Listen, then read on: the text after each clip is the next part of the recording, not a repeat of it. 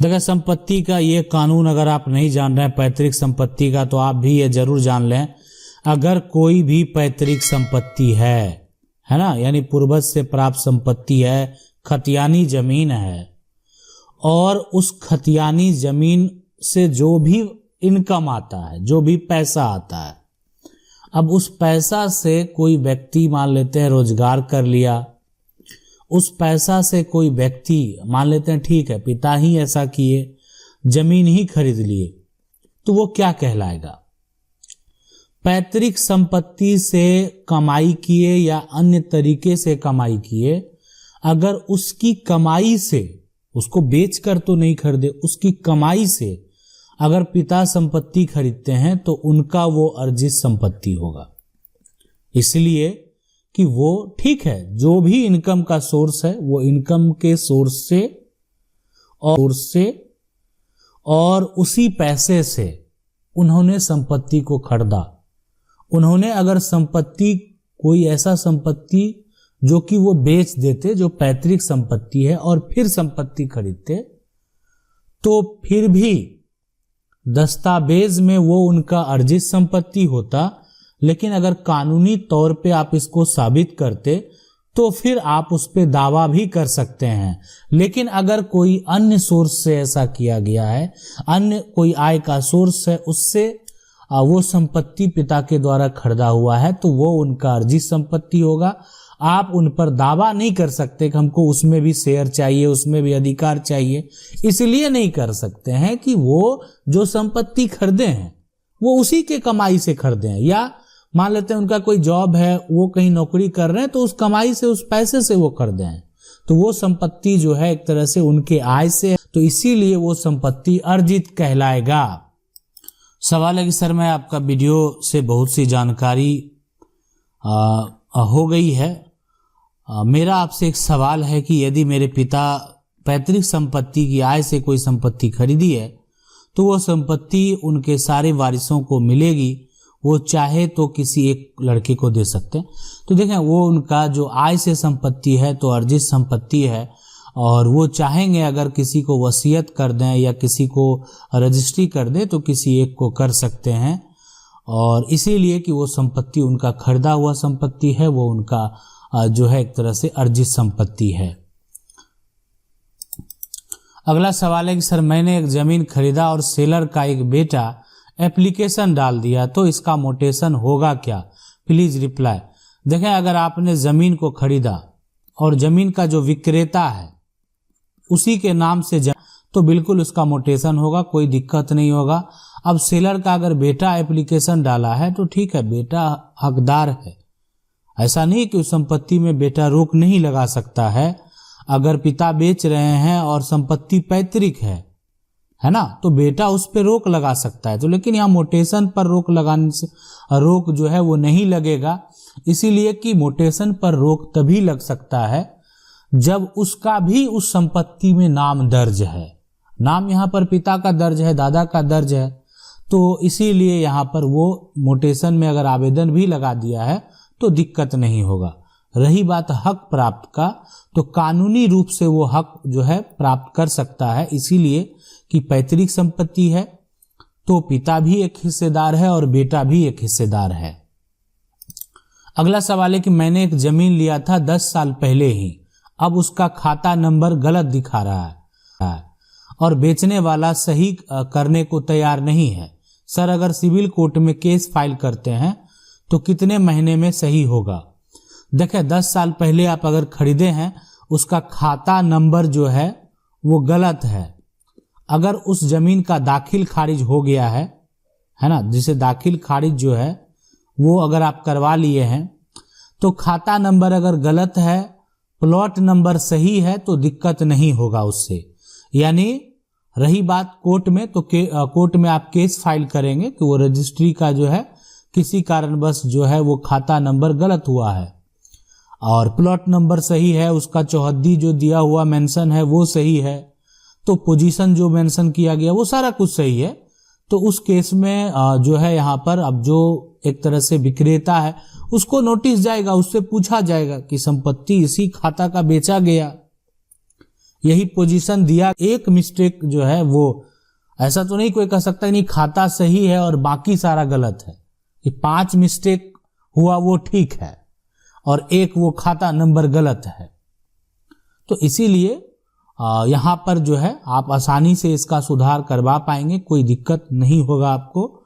और यहाँ पर खाता नंबर का ऐसे भी उतना मान्यता जो है नहीं है, ज्यादातर वो प्लॉट जो कि नक्शे में मेंशन रहता है उसका मान्यता, अगर उसमें त्रुटि होता है तो समस्या ज्यादा होता है।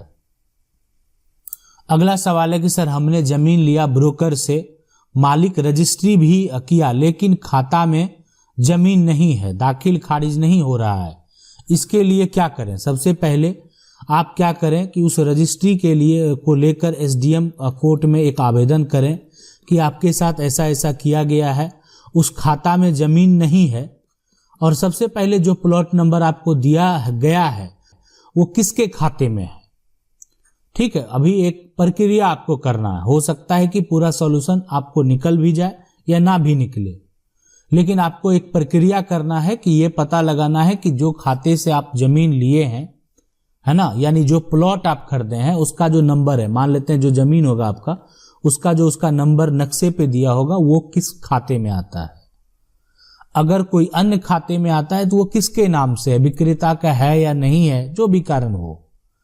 तो आपका जब रजिस्ट्री हो गया है तो आप अपना दावा तो कर सकते हैं, नहीं तो आप अपना पैसा भी वापस प्राप्त कर सकते हैं, ऐसा नियम है, ऐसा कानून है।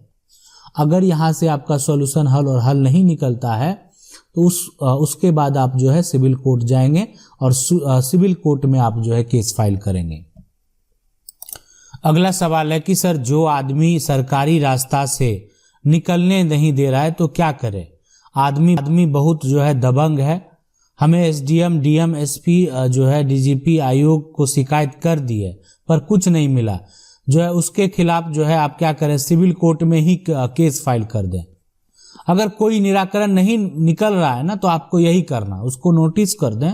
जब आप इतना जगह चले गए, आपने एसडीएम के पास गए, मैं अभी अगर पहले आप ये मेंशन नहीं करते तो मैं पहले सलाह आपको यही देता कि जो एक तरह से उच्च अधिकारी हैं, जो एक तरह से उस पोस्ट पर हैं, उनका कार्य है कि सरकारी रास्ते से ऐसा नहीं कि किसी को रोका जा सकता है, लेकिन अगर उन्होंने मदद नहीं किया तो आप कोर्ट जाएं, कोर्ट को जवाब देना पड़ेगा उस अधिकारी को भी। और आप भी वहां पर जो है एक तरह से आपके वकील भी इस बात को रखने का प्रयास करेंगे कि आप इन अधिकारी के पास आवेदन दिए लेकिन आपका कोई भी सॉल्यूशन नहीं निकला, और उस व्यक्ति को भी नोटिस किया जाएगा कि वो उसको आने जाने से क्यों रोका जा रहा है, क्यों, आखिर वो रास्ता अगर सरकारी है तो उससे रोकने का वजह क्या है। सवाल है कि अगर बेटे जो है पैसे से खरीदी गई संपत्ति हो और संपत्ति मां के नाम हो, मां बेटी के फेवर में हो जाए तो ऐसे में पैसे देने वाले बेटे का क्या हक होगा? लॉ क्या कहता है? सर आपसे निवेदन है कि इस टॉपिक पे वीडियो बनाइए। सबसे पहले मां का एक आय देखा जाएगा अगर आप कोर्ट जाएंगे तो, इसीलिए कि आपने लॉ की बात की, आपने कानून की बात की, है ना, तो मां का आय देखा जाएगा कि मां ने अगर संपत्ति खरीदी तो कैसे उनको संपत्ति प्राप्त हुआ, आप पैसा कहां से लाएंगे, पैसे का हिसाब होता है। पैसे अगर आप जो है अधिक लाएंगे तो उसका टैक्स देना होता है सरकार को। तो अगर मां ने संपत्ति खरीदा मां के नाम से, ठीक है, अभी फिलहाल मां का उस पर पूरा अधिकार है, लेकिन जब आप कानूनी रूप से वो आपको लगे कि मां वो संपत्ति हमको अब नहीं प्राप्त हो रहा है, हमको नहीं दिया जा रहा है, तो आप कोर्ट में दावा कर सकते हैं, लेकिन आपको साबित करना होगा कि उसमें सारा पैसा जो दिया गया है वो आपने दिया, यानी आपने भी जो पैसा दिया होगा उसका भी एक ट्रांजैक्शन का रिकॉर्ड हो।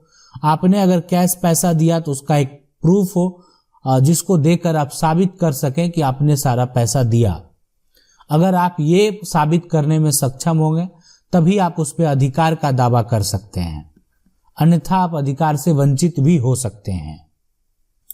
अगला सवाल है कि मेरी दीदी ने फूफी के नाम वसीयत की थी, है ना, और दादी ने, है ना, और